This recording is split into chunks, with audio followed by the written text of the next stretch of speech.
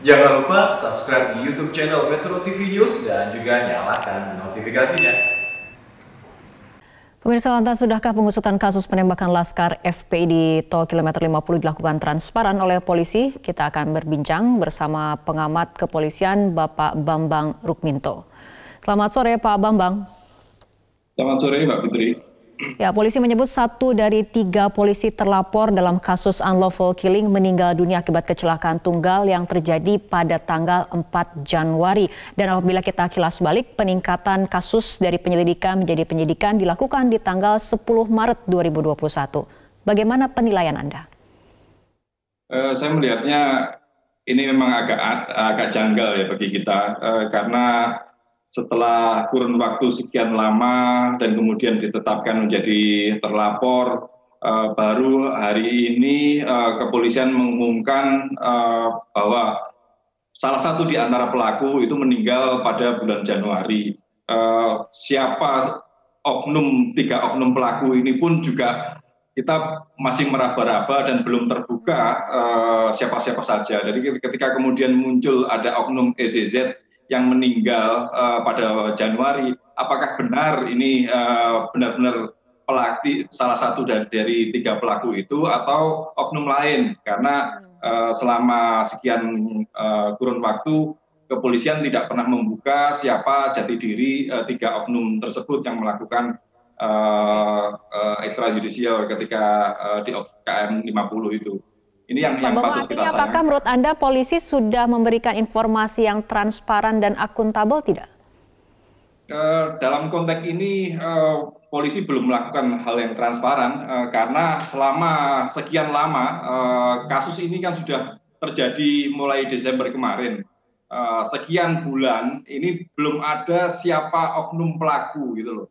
3 orang itu siapa saja dari kesatuan mana itu belum pernah dibuka. Hanya saja pada hari ini kemudian diumumkan tiba-tiba salah seorang meninggal dan itu pun sudah terjadi bulan Januari kemarin. Ini yang patut kita sesalkan. Kenapa polisi tidak membuka sejak awal dan kemudian mengapa 3 oknum tersebut tidak diamankan terlebih dulu gitu loh.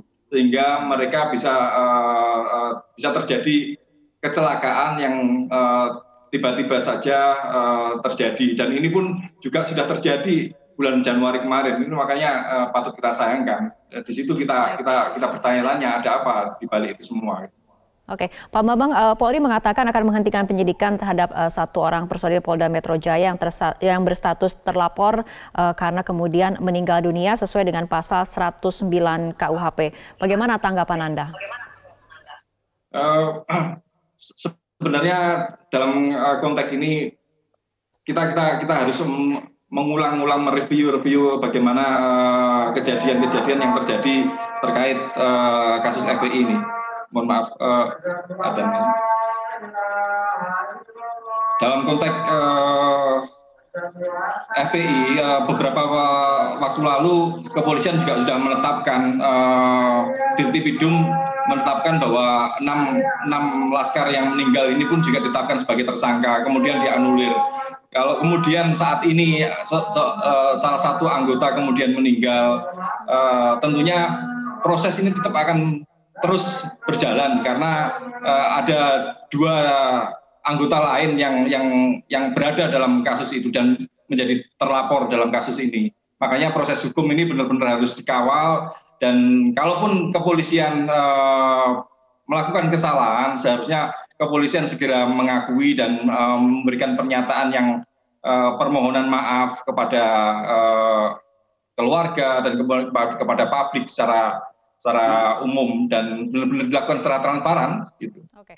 Nah, berbicara mengenai transparansi, Pak Bambang, agar tidak menimbulkan kecurigaan bahkan sampai menimbulkan spekulasi, apa sebetulnya harus dilakukan polisi saat ini? Harus membuka diri siapa oknum-oknum tersebut, kemudian dalam rangka apa sehingga terjadi kasus penembakan 4 orang yang sudah meninggal. Karena dalam konteks KM 50 ini kan ada 2 kasus karena memang sedang ada penyerangan, terus kemudian yang keempat yang 4 orang meninggal ketika sudah ditahan. Siapa oknum-oknum yang melakukan penembakan tersebut, dari kesatuan mana, siapa pimpinannya. Ini juga harus diusut secara tuntas dan harus dibuka secara penuh. Barreskrim jangan menutup-nutupi. Kita harus belajar minta maaf, gitu, terbuka dan benar-benar minta maaf sehingga kasus-kasus seperti ini tidak terulang lagi di kemudian hari. Belajar dari 98 kemarin. Ya, Pak Bambang, tapi Anda menilai bagaimana dampaknya meninggalnya satu polisi berstatus terlapor terhadap pengusutan ataupun penuntasan kasus besarnya sendiri, yaitu kasus unlawful killing-nya tersendiri? Saya rasa tidak akan menjadi masalah ya, kalau kepolisian benar-benar berlaku profesional. Hanya saja seringkali yang terjadi, kepolisian ini kan tidak transparan dan seringkali menutup-nutupi gitu. Faktanya apa ketika saya mengatakan menutupi? Selama sekian bulan, Desember sampai Maret, akhir Maret saat ini, tidak ada siapa pelaku, 3 orang pelaku ini pun juga tidak pernah dibawa ke publik, tidak pernah disebutkan namanya, dari kesatuan apa. Jadi semuanya kan ragu kalau kepolisian masih menutup-nutupi hal seperti itu. Makanya harus dibuka saja. Kalaupun ada kesalahan dalam kasus KM50, polisi seharusnya segera meminta maaf kepada keluarga, kepada masyarakat. Ini untuk menghindari agar ke depan tidak terjadi hal-hal seperti ini lagi. Baik, transparansi informasi itu yang kemudian yang harus diambil oleh polisi ke depannya, seperti itu ya. Pak Bambang Rukminto, terima kasih telah berbincang bersama kami sore hari ini.